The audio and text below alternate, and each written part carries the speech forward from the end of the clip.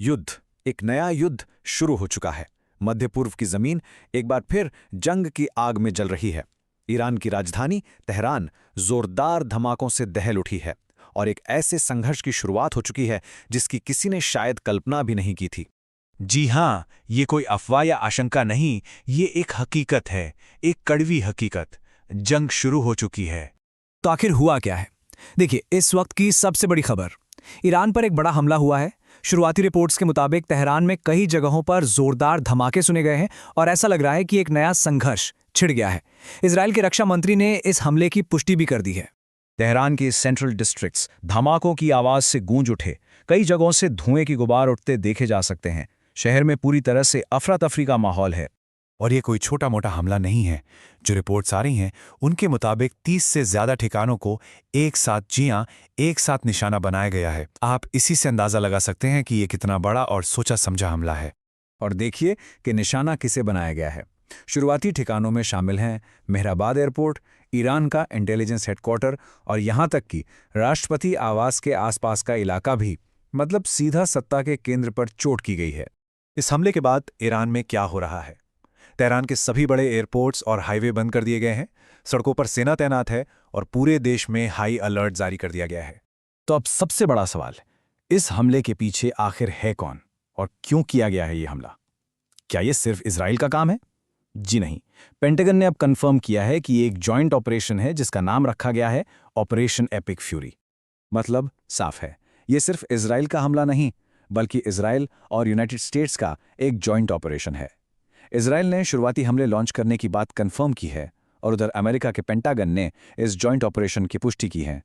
Israel ने अपने देश में नेशनल इमरजेंसी लगा दी है और अमेरिकी राष्ट्रपति ट्रंप ने टीवी पर आकर दुनिया को संबोधित किया है। तो आखिर इस हमले की वजह क्या बताई जा रही है? देखिए, इजराइल इसे एक प्रीएम्प्टिव स्ट्राइक कह रहा है। प्रीएम्प्टिव स्ट्राइक का मतलब होता है एक ऐसा हमला जो आप तब करते हैं जब आपको यकीन हो कि दुश्मन आप पर हमला करने ही वाला है। मतलब दुश्मन के वार करने से पहले ही उस पर वार कर देना। और अमेरिका ने इस हमले को क्यों जायज ठहराया है? उनकी तरफ से 4 बड़ी वजह दी गई हैं। पहला, ईरान का न्यूक्लियर वेपन बनाने की कोशिश करना। दूसरा, लंबी दूरी की बैलिस्टिक मिसाइलों का डेवलपमेंट। तीसरा, हिजबुल्ला और हूती जैसे प्रॉक्सी ग्रुप्स को मिलिट्री सपोर्ट देना।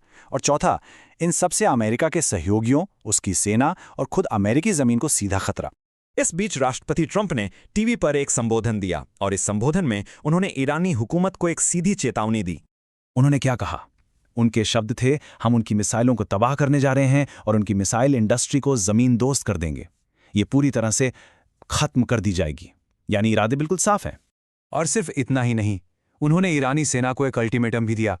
कहा, अपने हथियार डाल दो, तुम्हें पूरी सुरक्षा दी जाएगी, अगर नहीं तो मौत निश्चित है। यह सिर्फ एक सैन्य हमला नहीं, बल्कि एक मनोवैज्ञानिक जंग की शुरुआत भी है। तो क्या ईरान चुप बैठा? बिल्कुल नहीं। हमले के जवाब में तेहरान ने पूरे मिडिल ईस्ट में जवाबी कार्रवाई शुरू कर दी है। ईरान ने जवाबी कार्रवाई में Qatar, Kuwait, UAE, Bahrain, Saudi Arabia और इराक में मौजूद अमेरिकी सैन्य ठिकानों को निशाना बनाया है। जी हां, ये जंग अब सिर्फ ईरान की जमीन पर नहीं, बल्कि पूरे इलाके में फैल चुकी है। इस बढ़ते टकराव के बीच अब पूरी दुनिया की नजरें इस पर टिकी हैं। हर कोई ये सोच रहा है कि आगे क्या होगा और इस जंग में दांव पर क्या-क्या लगा है। देखिए, दांव पर बहुत कुछ है। सबसे बड़ा खतरा है एक पूरे रीजनल वॉर का, एक क्षेत्रीय युद्ध का, जिसमें हिजबुल्ला और हूती जैसे ईरान के प्रॉक्सी ग्रुप्स भी कूद सकते हैं। दूसरा बड़ा खतरा है एनर्जी मार्केट्स पर। अगर स्ट्रेट ऑफ हॉर्मूज में कोई भी रुकावट आई तो दुनिया भर में तेल की कीमतें आसमान छू सकती हैं। तीसरा जाहिर है इंसानी जानों का नुकसान, जिसमें कई देशों के नागरिक और सैनिक मारे जा सकते हैं। और आखिर में दुनिया की बड़ी ताकतों जैसे रूस, चीन और यूरोप का रिएक्शन ये तय करेगा कि यह संघर्ष किस दिशा में जाएगा। तो सवाल एक बार फिर वही है, क्या मध्य पूर्व की अगली बड़ी जंग शुरू हो चुकी है? इसका जवाब तो वक्त ही देगा, लेकिन फिलहाल पूरी दुनिया सिर्फ देख रही है। ऐसे ही इन्फॉर्मेटिव वीडियोस देखने के लिए LLB स्टूडेंट अड्डा को फॉलो करें एंड सब्सक्राइब करें। If you want any new topic, comment below.